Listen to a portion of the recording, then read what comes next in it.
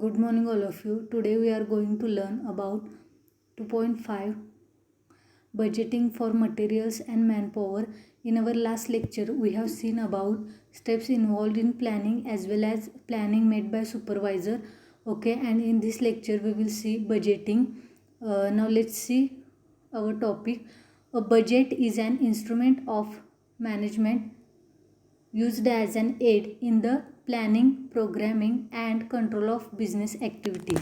बघा, बजेट म्हणजे एक साधन म्हणून मॅनेजमेंट वापरतं किंवा मॅनेजमेंटकडून एक साधन म्हणून वापरले गेलेली गोष्ट म्हणजे कुठली तर बजेट, ज्याचा वापर आपण कशामध्ये करतो तर प्लॅनिंग करण्यामध्ये असेल, प्रोग्रॅमिंगमध्ये असेल किंवा बिझनेस ॲक्टिव्हिटी कंट्रोल करण्यामध्ये असेल, आपण बजेटचा वापर करतो. देन बघा, the definition of budget is the financial or quantitative statement prepared and approved earlier. तर बघा,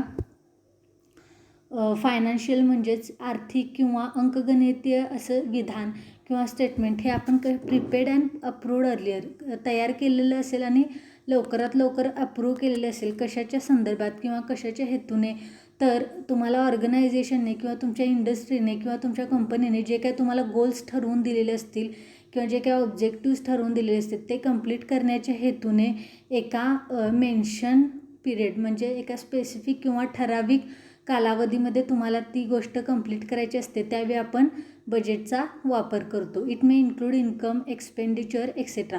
मग यामध्ये इन्कम असेल किंवा एक्सपेंडिचर असेल या गोष्टींचा समावेश केला जातो. पुढं बघा, ऑब्जेक्टिव्ज ऑफ बजेटरी कंट्रोल्स. मग तुम्हाला जर तुमचं बजेट हे कंट्रोलमध्ये ठेवायचं असेल तर त्यासाठी कुठले ऑब्जेक्टिव्ज असतात किंवा कुठली उद्दिष्ट असतात बघा. तर first one, it is necessary for planning, controlling and also acts as an instrument of coordination. तर बघा, बजेटचं प्लॅनिंग करणं हे खूप गरजेचं असतं, त्याचबरोबर बजेटवरती कंट्रोल करणं गरजेचं असतं आणि as well as a instrument of coordination, याचा कोऑर्डिनेशन म्हणून वापर करणं किंवा साधन म्हणून कोऑर्डिनेशनचा वापर करणं हे सुद्धा यामध्ये गरजेचं असतं. सेकंड पॉईंट बघा, it coordinates the actions of various departments. मग वेगवेगळ्या डिपार्टमेंट्समध्ये ज्या ज्या प्रकारच्या ॲक्शन्स किंवा कृती होत असतात त्यांना कोऑर्डिनेट करण्याचं काम बजेट हे करत असतं. थर्ड वन बघा, budgetary control helps in removing waste and raises the profitability position of a business enterprise. तर बघा, जर तुम्हाला एखादा बिझनेस करायचा असेल तर तुमचं त्याआधी म्हणजे बिझनेसचं तुमचं जे काही प्लेस असेल ते ठरवण्याआधी किंवा तुमचा जो काही स्टाफ असेल तो रिक्रूट करणं वगैरे, तर या गोष्टीसाठी तुम्ही एकदा का जागा शोधली की त्यानंतर तुमचं सेकंड पॉईंट काय असणार आहे तर तुमचं बजेट. ओके, मग तुमच्याकडे जे काही बजेट असेल तर त्या बजेटचं व्यवस्थित प्लॅनिंग करून घेणं महत्त्वाचं असतं, जेणेकरून तुमच्याकडून भविष्यात होणारे जे काही वेस्ट असतील म्हणजे वाया जाणाऱ्या गोष्टी असतील या कमी होतील आणि तुमचा जो प्रॉफिट असेल किंवा प्रॉफिटेबिलिटी पोझिशन असेल ती रेज होण्यास किंवा वाढण्यास मदत होत असते. ओके, देन नेक्स्ट बघा,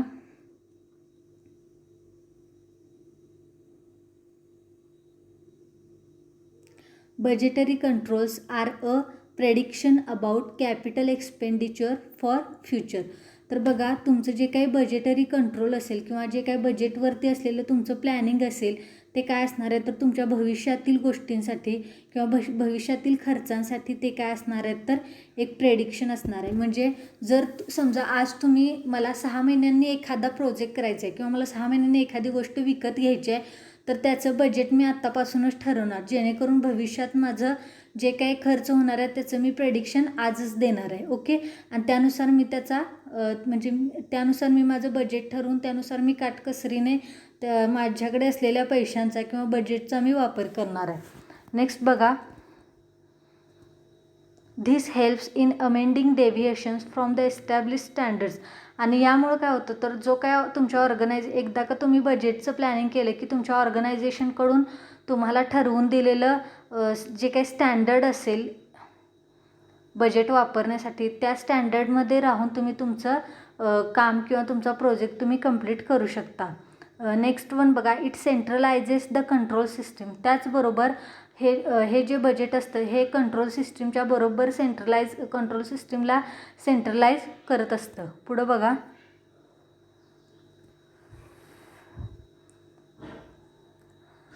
This operates various cost centres and departments with efficiency and economy. तर बघा, व्यवस्थित आर्थिक पद्धतीने किंवा चांगल्या पद्धतीने जर तुम्हाला तुमचे डिपार्टमेंट चालवायचे असतील ऑर्गनायझेशनमधील किंवा वेगवेगळ्या पद्धतीने हे डिपार्टमेंट्स ऑपरेट करायचे असतील तर बजेट हे चांगल्या पद्धतीनं मदत करतं जर तुमचं बजेटचं प्लॅनिंग असेल तर. ओके, नेक्स्ट बघा, budget is necessary because of following reasons. मग बजेट माहीत असणं किंवा एखाद्या गोष्टीचं बजेटचं प्लॅनिंग करणं हे का गरजेचं असतं तर ते आता त्याची कारणं खाली दिलेली आहेत, ते आता आपण बघूयात. तर बघा, first one, budget is plan of action for expenditure related to a particular work or project. Planning is foundation of every activity. हां, तर बघा, budget is plan of action. Budget हे नेमकं काय असतं तर प्लॅन ऑफ ॲक्शन, आपण जी काय पुढं जाऊन कृती करणार आहोत त्याचा प्लॅन. ओके, म्हणजे काय तर बजेट. मग ही कृती नेमकी काय असणार आहे तर ही असणार आहे खर्चाच्या संदर्भात. ओके, मग तो तुमच्या प्रोजेक्टचा असलेला खर्च असेल किंवा तुमच्या वर्कशी रिलेटेड असलेला खर्च असेल. मग planning is foundation of every activity, आणि म्हणूनच बजेटचं प्लॅनिंग हे काय असतं तर कुठल्याही कृतीचा पहिली पायरी म्हणू शकतो किंवा पाया हा काय असतो तर प्लॅनिंग असतो. ओके, सेकंड पॉईंट बघा, the amount or total cost required for a particular task or work is known due to budget. Enough money can be arranged on time. तर बघा,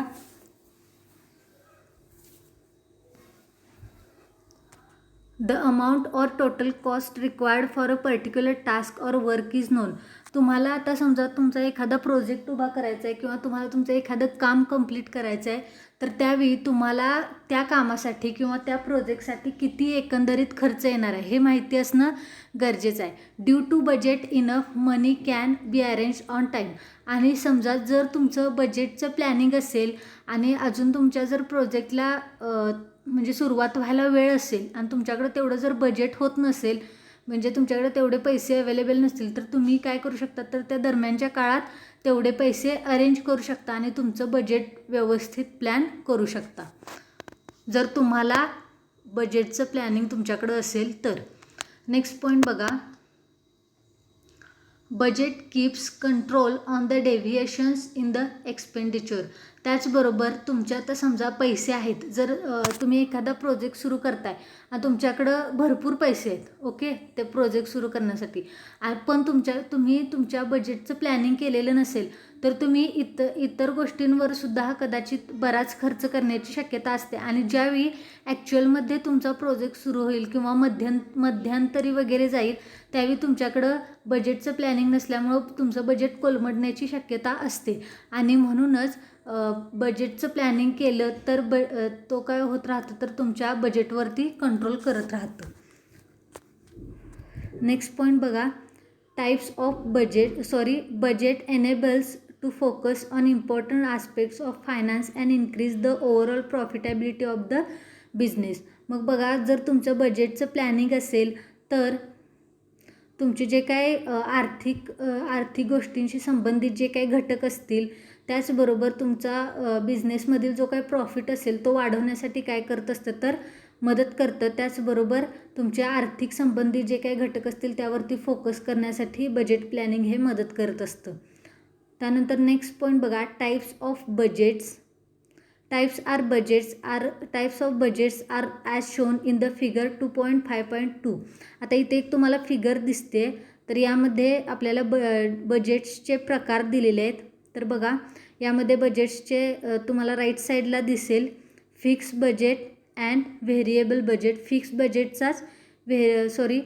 बजेट अँड व्हेरिएबल बजेट. आणि इकडं left साईडला बघा main बजेटचाच प्रकार कुठला आहे तर मास्टर बजेट. त्यानंतर यातला सेकंड प्रकार आहे बघा सबसिडरी बजेट. त्यानंतर सबसिडरी बजेटचा प्रकार आहे फंक्शनल बजेट. आणि इथं आपल्याला फंक्शनल बजेटचे जास्त प्रकार असलेले दिसून येत आहेत. त्यातलं बघा, पहिला sales budget, then production budget, then capital expenditure budget, next one material and purchase budget, another one labour budget, then selling and distribution cost budget and the last one is cash budget etcetera. तर बघा हे एवढे बजेटचे प्रकार आपल्या लक्षात राहण्यासाठी तुम्ही ही डायग्राम वगैरे जर नोटबुक पेन वगैरे असेल तर तुम्ही काढून घेऊ शकताय, जेणेकरून तुम्हाला याच्यावरती सुद्धा MCQs विचारू शकतात की मेन बजेटचा कुठला प्रकार आहे, मग त्यामध्ये मास्टर बजेट हे उत्तर आहे किंवा फिक्स बजेट आणि दुसरा कुठला प्रकार याच्यामध्ये सांगितलेला आहे असं सुद्धा विचारू शकतात, किंवा फंक्शनल बजेटमध्ये यातले कुठलेही ऑप्शन देऊन तुम्हाला MCQवरती यामध्ये क्वेश्चन विचारला जाऊ शकतो. ओके, फक्त एवढी फिगर लक्षात ठेवली तरी तुम्हाला म्हणजे बजेटचे प्रकार समजण्यामध्ये कुठल्याही प्रकारची अडचण राहणार नाही. तर बघा आता वन बाय वन आपण एक्सप्लेन करूयात. तर first one is fixed budget. A fixed or static budget shows one plan, one volume of output or sales and the related fix cost.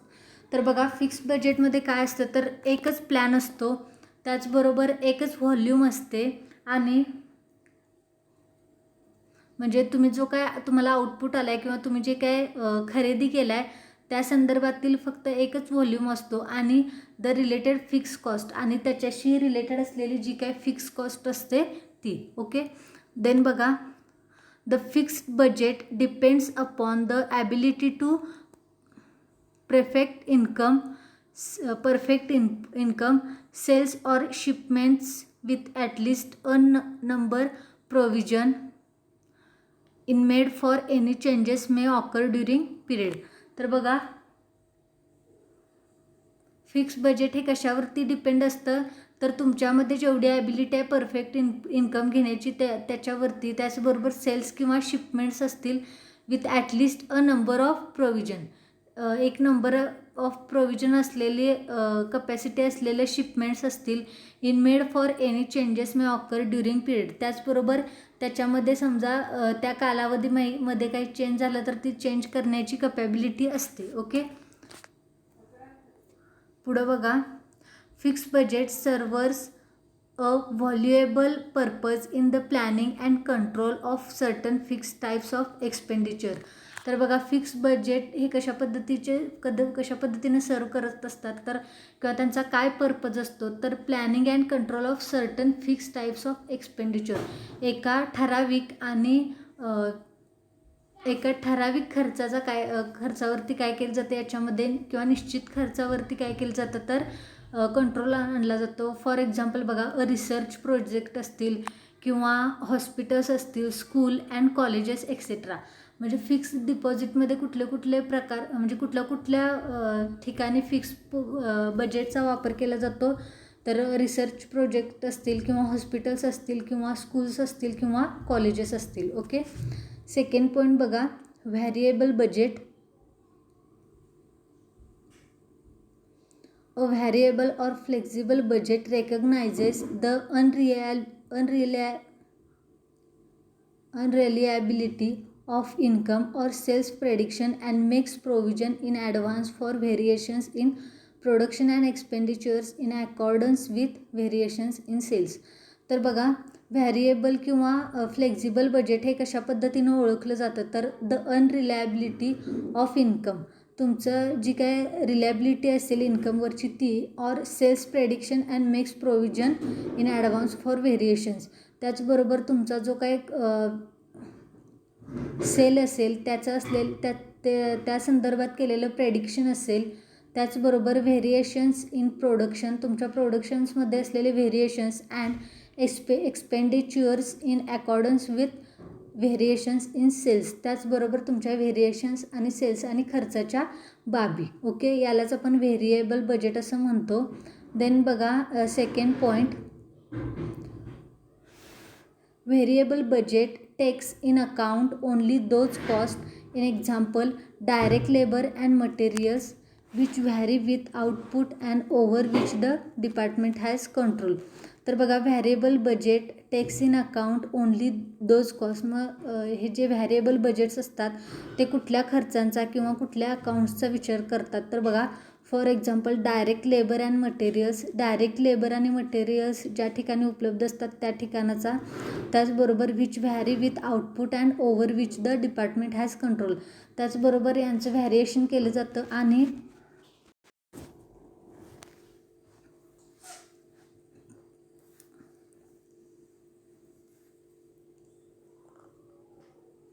तर बघा which vary with output and over which the department has control.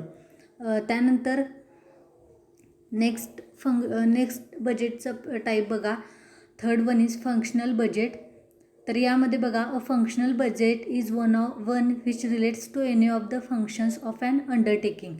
तर त्यांनी खाली जे काही प्रकार किंवा functions introduce करून दिलेले आहेत त्यातल्या कुठल्याही फंक्शनला रिलेट होणारं बजेट हे कुठलं असतं तर फंक्शनल बजेट असतं.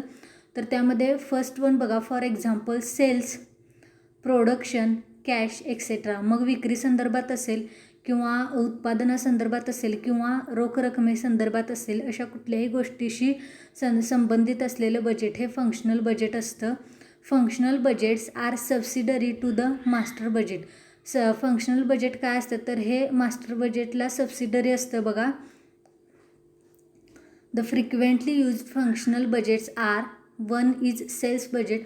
मग बऱ्याचदा वापरणारे किंवा जनरली वापरणारे फंक्शनल बजेट कुठले कुठले आहेत बघा.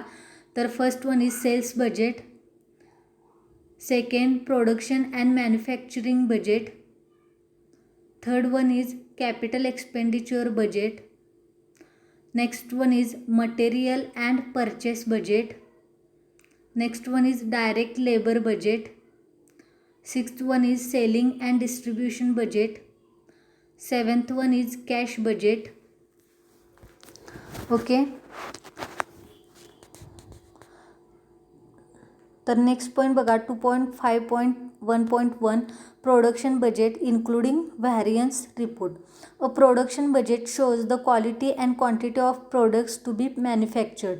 तर बघा प्रोडक्शन बजेट हे काय दाखवतं किंवा प्रोडक्शन बजेट हे कशाच्या संदर्भात असतं तर एखाद्या प्रोडक्टची असलेली क्वालिटी आणि त्याची असलेली क्वांटिटी म्हणजे ते कशा पद्धतीचं आहे त्याची गुणवैशिष्ट्य काय आहेत आणि ते किती प्रमाणात तयार करायचं आहे या संदर्भात असलेलं बजेट म्हणजे प्रोडक्शन बजेट. आणि नेक्स्ट बघा production budget is based upon. मग हे जे प्रोडक्शन बजेट असतं हे कुठल्या गोष्टींवरती आधारित असतं तर first one sales budget, factory capacity, production and storage. तुमचा सेल्स बजेट किती आहे म्हणजे तुमची विक्री किती असणार आहे, तुमचं फॅक्टरी कपॅसिटी किती आहे एखादा प्रोडक्ट जर मॅन्युफॅक्चर करायचं झाला तर. देन बजेटेड स्टॉक रिक्वायरमेंट्स, तुमच्या ज्या काही स्टॉक रिक्वायरमेंट असतील त्या. देन इकॉनॉमिक लॉट साईज ज्या काय असतील त्या आणि availability of raw material and labour etcetera. आणि तुम्हाला तो प्रोडक्ट तयार करण्यासाठी किती प्रमाणात तुम्हाला कच्चा माल उपलब्ध होणार आहे आणि तुमच्याकडे लेबर किंवा मजदूर किंवा कामगार किती प्रमाणात असणार आहेत. Okay. A production budget finds the cost of producing the estimated volume of saleable products. तर बघा प्रोडक्शन बजेट काय फाइंड करतं the cost of producing the estimated volume of saleable product म्हणजे तुमचा विक्रीसाठी असणारा जो काही प्रोडक्ट आहे त्याच्यावरती कॉस्ट ऑफ प्रोड्युसिंग ठरत असते. A production plan is calculated in terms of the number of units to be produce in each period say a month. बघा a production plan is calculated in terms of the number of units to be produced in each period say a month म्हणजे महिन्याला तुमचं जो काही product तयार केला जातो त्यावरती तुमचा प्रोडक्शन प्लॅन हा कॅल्क्युलेट केला जातो. As far as possible the production should be plan at a relatively even rate even though the sales budget indicates a high seasonal sales forecast. तर बघा ज्या पद्धतीनं शक्य होईल त्या पद्धतीनं प्रोडक्शन शुड बी प्लॅन म्हणजे तुमचा म्हणजे जेवढ्या तुम्हाला सहजतेने शक्य होईल तेवढ्या सहजतेने तुम्ही तुमच्या जे काही प्रोडक्शनचा प्लॅन असेल तो तयार ठेवला पाहिजे. मग तो रेटच्या संदर्भात असेल तुमच्या प्रोडक्शनच्या किंवा सेल्स बजेटच्या संदर्भात असेल. ओके. किंवा हाय सीझनमध्ये आता समजा एखाद्या प्रोडक्टचा एक सीझन असतो एखादा. ओके. मग त्या सीझनला असलेला तुमचा सेल्स फोरकास्ट ओके, म्हणजे तुमची दूरदृष्टी विक्रीच्या संदर्भातली या गोष्टींचा विचार करणं यामध्ये गरजेचं असतं. Manufacturing budget need the following basis budgets or estimates to meet the plans. तर बघा मॅन्युफॅक्चरिंग बजेटसाठी गरजेच्या असणाऱ्या काही basic budgets or estimates meet the plans बघा. First one is production budget outlining the schedule of product units to be manufacture. Production budget काय करत असतं, तर प्रोडक्ट जो काय तयार होणार आहे किंवा जे काय प्रोडक्ट युनिट मॅन्युफॅक्चर होणार आहे त्याचं एक आउटलाईन शेड्यूल देत असतं. सेकंड, डायरेक्ट मटेरियल बजेट, तुमचं जे काही डायरेक्ट मटेरियल असेल त्या संदर्भात असलेलं बजेट.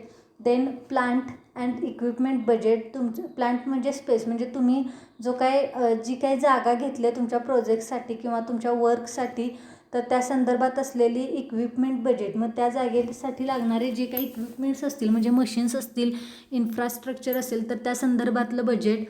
देन मेंटेनन्स बजेट, तुमचा तो जो काही प्लॅन्ट असेल किंवा ती काही जागा असेल तिथं मग समजा तुम्ही एखादा वॉचमन ठेवला किंवा रोजच्या रोज समजा एखादी बाग वगैरे लावली असेल तर त्याचं काळजी घेणे म्हणजे ती जागा पूर्णपणे मेंटेन करणे, त्याचं budget. Then manufacturing expense budget overhead, तर बघा जो काही तुम्ही प्रोडक्ट मॅन्युफॅक्चर करणार आहे त्याचा एक्सपेन्स जो काही बजेट असणार आहे तो तयार करणं. आणि 6 लेबर बजेट. ओके, तुम्ही जे काही लेबर घेणार आहात त्या पद्धतीनं मग त्या लेबरचं काय राहणार आहे, तर तुम्हाला लेबरचं बजेट वेगळं करावं लागणार आहे. पुढं बघा, production budget is a part of manufacturing budget. Production budget हा एक प्रकारे काय असतो, तर मॅन्युफॅक्चरिंग बजेटचा एक भागच असतो. Manufacturing budget helps management in keeping production at an even level and in controlling of labour, material, equipment etcetera. तर मॅन्युफॅक्चरिंग बजेट कशासाठी मदत करत असतं मॅनेजमेंटला, तर बघा keeping production at an even level, म्हणजे समांतर लेवलवरती प्रोडक्शनचं काम सुरू ठेवणं. अँड इन कंट्रोलिंग ऑफ लेबरवरती कंट्रोल ठेवणं. मटेरियल, जो काय तुमचा माल असेल तो, आणि त्यानंतर इक्विपमेंट एक्सेट्रा, आणि तुमची जी काय साधनं असतील त्याच्यावरती. पुढं बघा, production budget may be compiled on departmental basis. Production budget हे कशावरती बऱ्याचदा आधारित असतं, तर डिपार्टमेंटल बेसिसवरती. Figure 2.5.3 gives production budget showing the total estimated volume of production. तर बघा फिगर 2.5.3 मध्ये एक प्रोडक्शन बजेट दिलेलं आहे ज्याच्यामध्ये तुम्हाला पूर्ण एस्टिमेटेड व्हॉल्यूम दिसू शकते. Division of estimated output into types of products, scheduling of operations by months and quarters etcetera. ही जी फिगर आहे ती तुम्हाला मी नेक्स्ट लेक्चरमध्ये पाठवेन. ओके, किंवा आधीमध्ये एखाद्या वेळेस त्याचा फोटो पाठवेन. तर बघा, division of estimated output into types of products, scheduling of operations by months and quarters etcetera. मग याचं वेगवेगळ्या पद्धतीनं कसं डिव्हिजन केलं जातं किंवा डिव्हायडेशन केलं जातं, तर products, scheduling of operations by months and quarters etcetera. पुढं बघा, variance report. Variance report shows variation or deviation from standard to the actual. तर बघा व्हॅरियन्स रिपोर्ट काय करत असतो, तर व्हॅरियन्स रिपोर्ट हा स्टँडर्ड फॉर्मपासून स्टँडर्ड फॉर्म टू ॲक्च्युअल फॉर्ममध्ये कशा पद्धतीनं डेव्हिएशन होत गेलं हे सांगतं. The values may increase or decrease. ज्या व्हॅल्यू असतात त्या वाढू शकतात किंवा कमी होऊ शकतात. So this report actually find outs predicted output and the actual output. तर बघा हा एक म्हणजे प्रेडिक्टेबल असा रिपोर्ट आहे जो ॲक्च्युअलमध्ये आपल्याला प्रेडिक्टेड आउटपुट पण सांगतो आणि ॲक्च्युअल आउटपुट पण सांगतो. It helps organisation to understand the variations in the budgeting and planning. आणि अशा व्हॅरियन्स रिपोर्ट हा काय करत असतो, तर helps organisation to understand the variations in the budgeting and planning. Budgeting आणि प्लॅनिंगमध्ये कुठल्या प्रकारच्या व्हॅरिएशन्स झाल्यात हे समजण्यासाठी व्हॅरियन्स रिपोर्ट हा ऑर्गनायझेशनला मदत करत असतो. Following figure 2.5.4 shows variance report. आता मग इथं आपल्याला एक फिगर दिलेली आहे त्यांनी, ज्याच्यावरून तुम्हाला लक्षात येईल की नेमका व्हॅरियन्स रिपोर्ट म्हणजे काय असतो. तर आता इथं बघा, XYZ company variance report for month of January 2010. Okay, तर बघा इकडं आपल्याला युनिट्स ऑफ आउटपुट स्टँडर्ड आणि ॲक्च्युअल हे दोन्ही दिलेत. म्हणजे स्टँडर्ड बेस जो होता तो काय होता आणि ॲक्च्युअल तिथंपर्यंत आपण गेलो आहे किंवा नाही. तर बघा डिपार्टमेंट एक्स प्रोडक्ट त्यांचं x small x okay. Second department Y product small Y. तर बघा डिपार्टमेंट एक्सचा ॲक्च्युअल स्टँडर्ड काय होता तर 4000 पण स्टँडर्ड काय होता तर 4000 पण ॲक्च्युअलमध्ये त्यांनी कितीपर्यंत मजल मारले तर 3100 ओके. देन डिपार्टमेंट वाय आणि प्रोडक्ट वाय बघा तर त्यांचा स्टँडर्ड होता 2500 आणि ॲक्च्युअलमध्ये त्यांनी स्टँडर्डपेक्षाही जास्त मजल मारले 2700 ओके. आणि मग टोटल एक्स प्लस वाय 6500 आणि ॲक्च्युअल काय होतं तर 5800 ओके. तर अशा पद्धतीनं हा व्हॅरियन्स रिपोर्ट तयार केला जातो. पुढं बघा लेबर बजेट म्हणजे कामगारांचं बजेट हे कशा पद्धतीचं असतं बघा. तर it contains an estimate of direct labour required to manufacture the products shown on the production budget. तर बघा direct labour required to manufacture the product shown on the production budget. Production बजेटवरती direct labour जेवढे लागणार असतील त्याचं manufacturing प्रोडक्टचं manufacturing करण्यासाठी जेवढे काय डायरेक्ट लेबर लागणार असतील त्याचं प्रोडक्शन बजेटवरती शोन केलं जातं. देन बघा labour requirements are determined as follows. लेबरच्या ज्या काही रिक्वायरमेंट असतात त्या कुठल्या असतात बघा. तर split the product into operations. ऑपरेशनमध्ये एखाद्या प्रोडक्टचं रूपांतर करणं. Using work study calculate the standard time for each operation. Work स्टडीचा वापर करणं and calculate the standard time for each operation. म्हणजे प्रत्येक वेळी स्टँडर्ड टाईमचा वापर करणं. Then form work study calculate total number of hours required for production.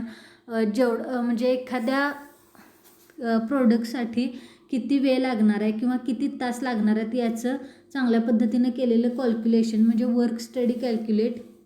Then convert the hours into labour requirements. त्याचबरोबर त्या तासांचं रूपांतर कशामध्ये करणं तर जेवढे काय लेबर्स लागणार आहेत तेवढ्याला म्हणजे आता समजा 1-2 तासाचं काम असेल तर ते 5 लेबर मिळून किती वेळात ते काम पूर्ण करतील ओके. म्हणजे 2 तासात करतील किंवा त्याच्यापेक्षा जास्त वेळ लागेल तर याचा एकंदरीत केलेला विचार. देन बघा direct labour budget is prepared as follows. मग डायरेक्ट लेबर बजेट जे असतं ते कशा पद्धतीनं तयार केलं जातं बघा. तर calculate man power requirements for the department. सगळ्यात आधी एखाद्या डिपार्टमेंटसाठी जेवढी काय मनुष्यबळ लागणार आहे त्याचं कॅल्क्युलेशन केलं जातं. Ascertain the grade for example male and female and the number of workman. महिला मजूर किती लागणार आहेत आणि पुरुष मजूर किती लागणार आहेत यांचं कॅल्क्युलेशन केलं जातं. देन बघा set standard wage rates for the workman. वर्कमॅनसाठी स्टँडर्ड वेज रेट्स तयार केला जातो. देन fill up the above information on the direct labour budget. आणि त्यानंतर मग ही जी सगळी माहिती असेल ती डायरेक्ट लेबर बजेटमध्ये फिलअप केली जाते. आता फॉर एक्झाम्पल बघा शोन इन फिगर 2.5.5. मग याची एक फिगर आहे ती आपल्याला त्यांनी इथं दाखवलेली आहे. त्यावरून तुम्हाला लक्षात येईल की लेबर बजेट हे कशा पद्धतीचं असतं. तर बघा XYZ company labour budget department C period from. मग इथं तुमचा जो काही पिरियड असेल तो टाकायचा. त्यानंतर output 2000 units X, 3000 units Y and 1000 units Z okay. Total standard hours 24,000 okay. मग आता बघा इथं कशा पद्धतीनं कॉलम केले तर workers number, hours, standard rate, direct labour cost आणि टोटल. मग त्यामध्ये स्किल्ड म्हणजे स्किल असलेले वर्कर, त्यामध्ये मग मेल आणि फिमेल ओके. म्हणजे ज्यांच्याकडे काही विशिष्ट स्किल आहे अशा पद्धतीचे स्किल असलेले महिला कामगार आणि पुरुष कामगार. देन सेमी स्किल म्हणजे बऱ्या पूर्ण स्किल कंप्लीट नाही आहे पण त्यांच्याकडं थोडंफार स्किल आहे असे महिला कामगार आणि पुरुष कामगार. त्यानंतर अनस्किल ज्यांच्याकडं कुठल्याही प्रकारचं स्किल नाही आहे अशा पद्धतीचे मेल आणि महिला कामगार आणि पुरुष कामगार ओके. अशा पद्धतीने मग त्यांचे नंबर म्हणजे किती कामगार घेतलेत ते. त्यानंतर आवर्स म्हणजे प्रत्येक कामगाराला किती आवर दिला आहे. त्यानंतर स्टँडर्ड प्रत्येक कामगाराचा जो काही स्टँडर्ड रेट असेल तो, त्यानंतर डायरेक्ट लेबर कॉस्ट प्रत्येक कामगाराचं जे काही पेमेंट ठरवणार आहे ते, आणि त्यानंतर मग या सगळ्याची टोटल. ओके, तर अशा पद्धतीनं बघा हे जे लेक्चर आहे ते तुम्हाला व्यवस्थित समजलं असेल असं मी समजते. त्याचबरोबर मी हे लेक्चर इथं स्टॉप करते. In our next lecture we will see next part of this unit. Okay, if you have any problems then you can call me or you can ask me on WhatsApp or on call. Okay, thank you.